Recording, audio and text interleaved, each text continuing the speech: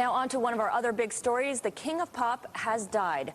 Michael Jackson, the pop music and dance... The year is 2009. The world mourns the sudden loss of the king of pop, Michael Jackson, while the United States witnesses a historic moment as its first black president takes office. Meanwhile, in cinema, Avatar has taken the world by storm, shattering all-time box office records and pushing the limits of visual effects. But beneath the surface, a quiet revolution brews in the gaming industry. Developers are pushing boundaries, crafting immersive worlds that invite players to step into the shoes of both heroes and anti-heroes. In this fertile ground of innovation, one studio stands poised to change everything: Ubisoft. The original Assassin's Creed, released 2 years prior, offered a glimpse of the brilliance ahead, blending historical narratives with fluid parkour and combat mechanics. What began as a potential Prince of Persia sequel had already grown into something far more distinctive, reshaping our expectations for action-adventure games. Back to June 2009, gamers from across the globe gathered at the Los Angeles Convention Center, buzzing with excitement for heavy hitters Final Fantasy XIII and Call of Duty Modern Warfare 2. Remember, no Russian. But in the midst of all that controversy and hype, Ubisoft had something else up its sleeve that would quietly, yet profoundly, leave its mark. I still vividly remember when that trailer dropped. The trailer of Assassin's Creed 2! For the first time, we were introduced to Ezio Auditore, darting across the rooftops of Venice with his signature parkour. The breathtaking backdrop of Renaissance Italy, with its stunning architecture, sprawling rooftops, and towering cathedrals, showcased the cities in all their elegance. Then came the demo, Ezio moving gracefully through the vibrant chaos of the Venice Carnival. He sprinted and leaped effortlessly, showcasing Ubisoft's refined parkour system that seamlessly blended cinematic style with smooth, natural gameplay. And the climax? Soaring through the Venetian sky in Leonardo da Vinci's flying machine. It was a groundbreaking spectacle. As social media, still in its early days, buzzed with excitement, YouTube, ad-free back then, helped the clip go viral, whipping gamers into a frenzy. This wasn't just a game, it was a glimpse of something extraordinary, a promise that what lay ahead would be a masterpiece. It is a good life we lead, brother. The best may never change. And may it never change us.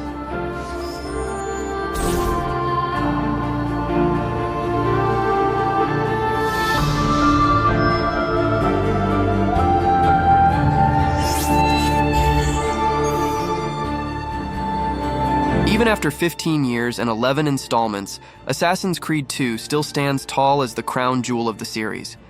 It's not just remembered fondly, it's celebrated as a masterpiece, a benchmark that future titles have yet to fully eclipse. It was how everything came together.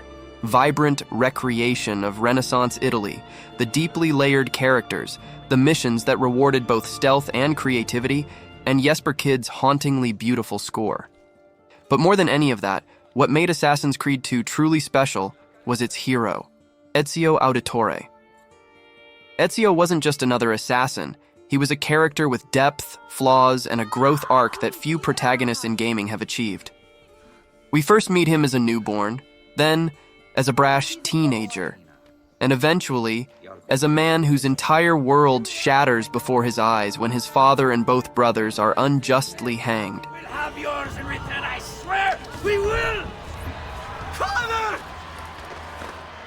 There! Grab the boy! He's one of them! This moment sets him on a path of vengeance, justice, and self-discovery, and we as players are right there with him for every step of that journey. I remember playing Assassin's Creed 2 as a teenager, utterly captivated. This game wasn't just a diversion, it was an emotional experience. Parkouring across the rooftops of Venice to the energetic Venice rooftops and the powerful opening set to Ezio's family remain vivid in my memory. I still revisit those songs today, and it brings me right back to that time, a reminder of the emotional depth that games can offer. Yet, playing the game now, 15 years later, is a bittersweet experience. The nostalgia remains strong, but it's hard to overlook how much it's a product of its time. What was once revolutionary parkour now feels clunky compared to the fluidity seen in Unity. The graphics, once cutting edge, show their age in a world accustomed to modern visual fidelity. Even the iconic missions, while memorable, reveal a formula that has since been recycled countless times, losing some of their original impact. But none of these take away from the fact why this game is so adored. The jump from Assassin's Creed to Assassin's Creed 2 was monumental. AC2 made the franchise more appealing to a broader audience, shifting from the weirder elements of the first game to a more mainstream experience. This shift is evident in the game's vibrant presentation and catchy exposition that promised blockbuster action. The gameplay changes were significant, with a greater emphasis on tools and sandbox freedom. Players could now pick up objects, loot, and interact more meaningfully with their surroundings. Disarming guards, customizing characters, and experiencing a sense of progression enhanced the gameplay. The introduction of an economy and engaging side missions helped reduce repetition and made the game more dynamic. Social stealth became a focus, with new mechanics like crowd blending, faction interactions, and varied assassination methods.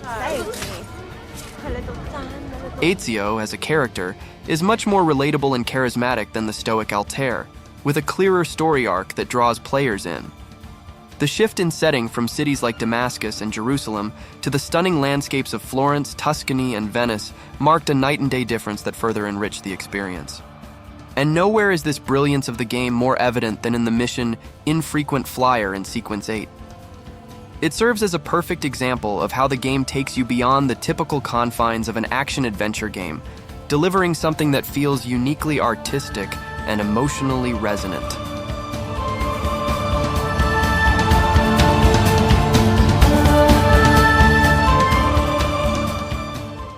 Where is Emilio? I told him to be here. You told him yourself, in person. Yes, myself. Infrequent Flier arrives at a pivotal point in the story, when Ezio is deep into the conspiracy to save Venice from the clutches of the Templars. But what makes it so memorable is the masterful fusion of history and fiction that the series is renowned for. Venice's real-life Palazzo Ducale, with its stunning architecture and centuries of historical significance, becomes the setting for one of the game's most visually and mechanically ambitious moments. Enough with your inane prattle. The choice of Dojo was never up to any of you, and you were never given permission to make plans. Forgive us, Maestro. We wish only to serve. The plan is this. Dojo Mocenigo will die tonight. And once the deed's been done, Marco shall take his place. Vi ringrazio umilmente. After overhearing a conspiracy to assassinate the Doge, Ezio relays the plan to Antonio de Magianis, leader of the Venetian assassins. Ezio, is everything all right? Carlo Grimaldi and the Barbarigo are in league with the one they call the Spaniard. They're going to murder the Doge and replace him with one of their own. They will have all of Venezia, their entire fleet, in their grasp. And they call me a criminal. Then you'll help me. You have me on your side, brother. And the support of all my men. And women. Grazie, amici. But, Ezio, I must warn you, it's not going to be so easy this time. Palazzo Ducale is the most heavily guarded building in Venezia. Nothing is impenetrable. This is why we like you, Ezio. Come, let's go take a look. We'll come up with a plan. The two scout potential entry points into the palazzo, but every path is blocked by guards or impossible terrain. We'll have time to murder the Doge before we're able to get through all these guards.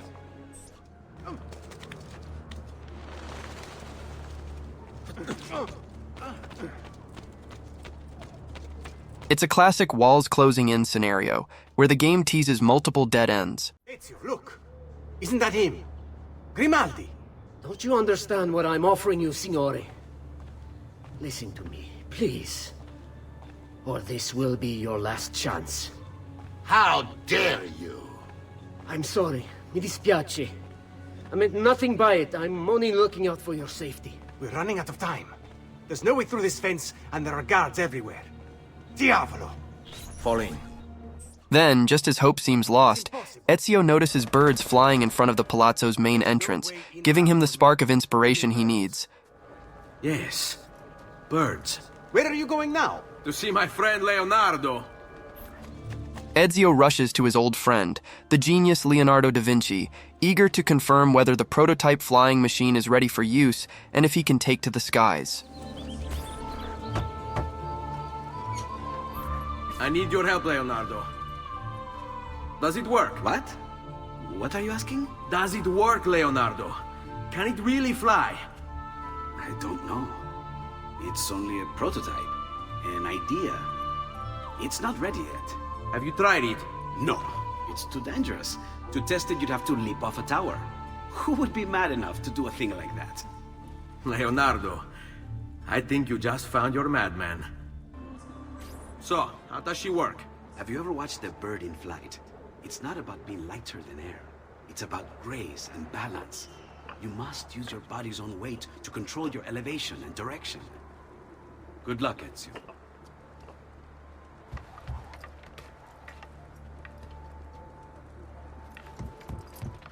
But Leonardo's flying machine was too primitive. It struggled to maintain altitude.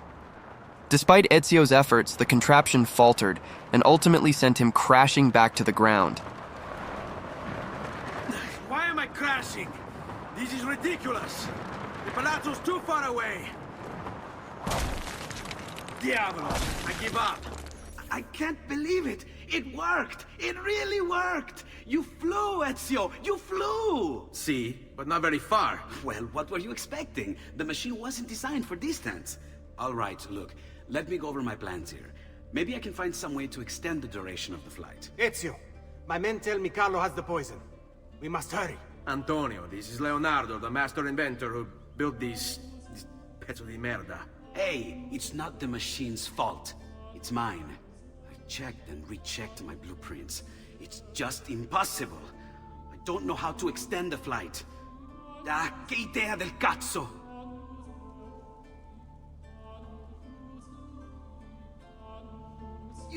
It's a small moment, but it's textbook storytelling. Just as the papers float on the rising heat of the fire, Leonardo has his eureka moment. Suddenly, the impossible seems possible. With strategically placed fires around the city, the hot air might be enough to keep the flying machine airborne long enough to reach the palazzo. How? Ah, capisco. My men could do that, but you are forgetting about the guards. Don't worry, I will take care of them. I'll give the order to have my men move in behind you and hold the locations. They'll light them all up the second the sun goes down over San Marco.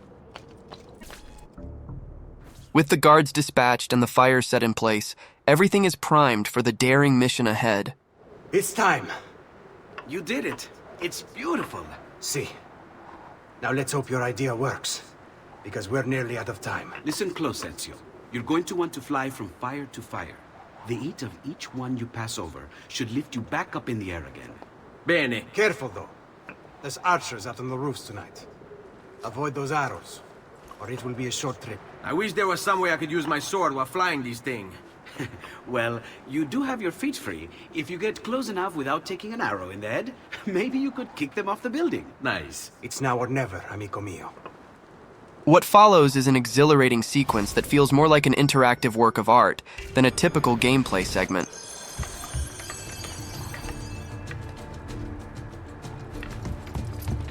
Ma cos'è? Shoot!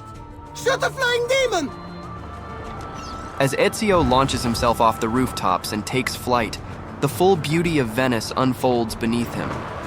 The iconic red rooftops, the majestic Campanile di San Marco, and the shimmering waters of the Grand Canal become a living, breathing world that you can now experience from an entirely new perspective. It isn't just about gliding to your destination. It's about savoring every moment as you soar like an eagle over one of history's most iconic cities.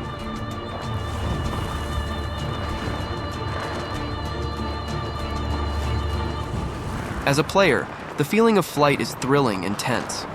The controls require careful precision as you dodge archers and attempt to catch the heat updrafts from the fires below. Miss a fire, and you risk losing altitude, adding to the sense of danger.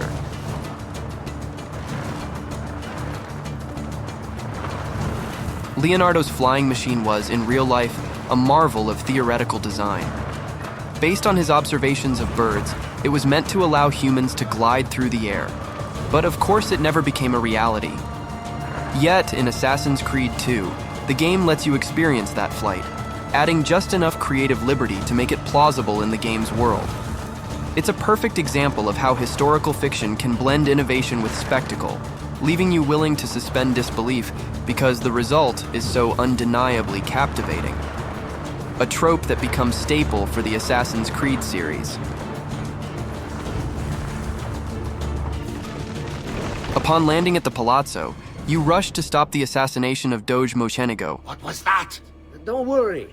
Probably just kids with firecrackers. Come, it's your move.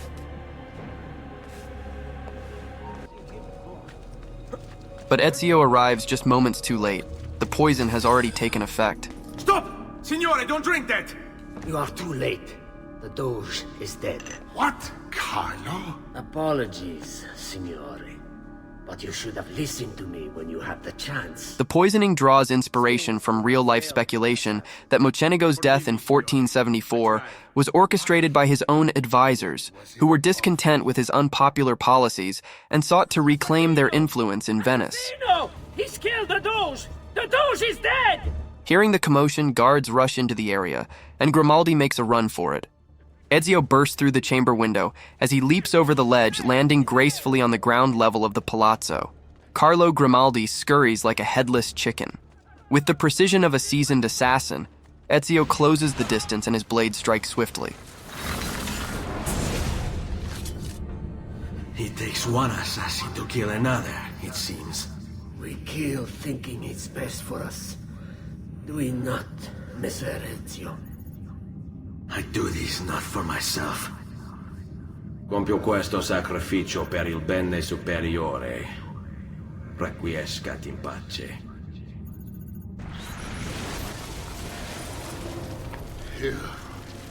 You killed me? You killed me?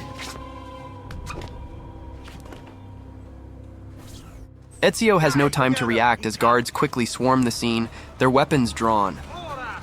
With quick reflexes, Ezio makes a break for it, scaling the towering walls of the Palazzo Ducale with the precision of a master assassin.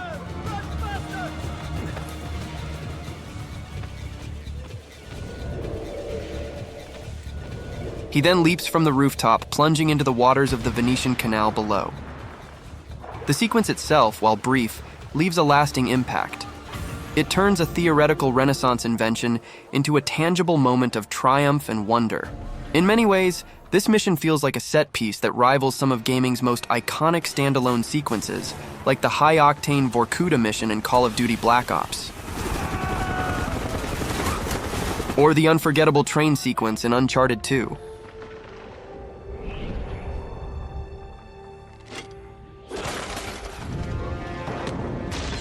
These are moments designed to leave you in awe, where the gameplay shifts just enough to elevate the player's experience beyond the usual mechanics, offering something grander, more cinematic.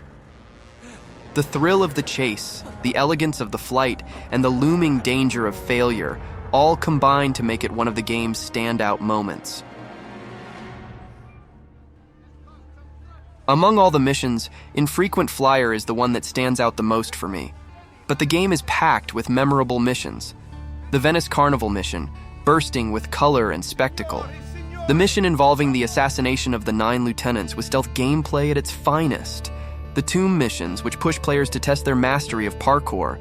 And of course, the concluding mission that leaves you speechless, a perfect cap to the game's story. Even now, over a decade later, reviewers look back on Assassin's Creed 2 as a high point for the series, largely due to its world-building, exploration, and character development, with many praising its ability to immerse players in Renaissance Italy. The stunning recreation of Venice, Florence, and Forlì was as much a part of the game's success as Ezio himself. Yet this golden era of Assassin's Creed was fleeting. After the Ezio trilogy, the series has been hit or miss. While Ubisoft experimented with new mechanics and settings in titles like Black Flag and Origins, the series never quite captured the same magic. The shift toward open-world RPG elements diluted the original focus on parkour and stealth, leaving fans yearning for the tightly constructed, stealth-heavy experiences that made the series so beloved. Players still long for a protagonist as deeply relatable as Ezio Auditore, and for a return to the core mechanics that made those early games so impactful. 15 years have passed since the game's release, yet the magic of Assassin's Creed 2 still haunts us, reminding us why it remains a standout in the franchise. The nostalgia we feel is not merely for the game itself, it's about the moments and memories it represents. A simpler time, when we could escape into rich, well-crafted worlds and form unforgettable connections with characters that felt like friends. But I can't. My family. So we'll always be together, Christina. Ezio. As we reflect on the passage of time, Ezio's journey serves as a touching reminder of our own growth, reminding us that some stories and the emotions they evoke never truly fade away.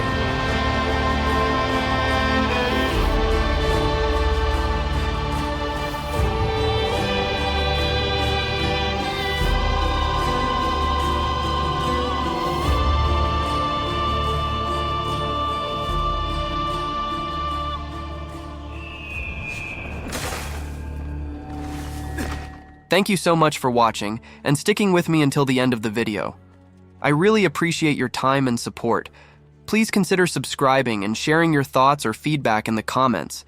It motivates me to work on the channel more and keep improving.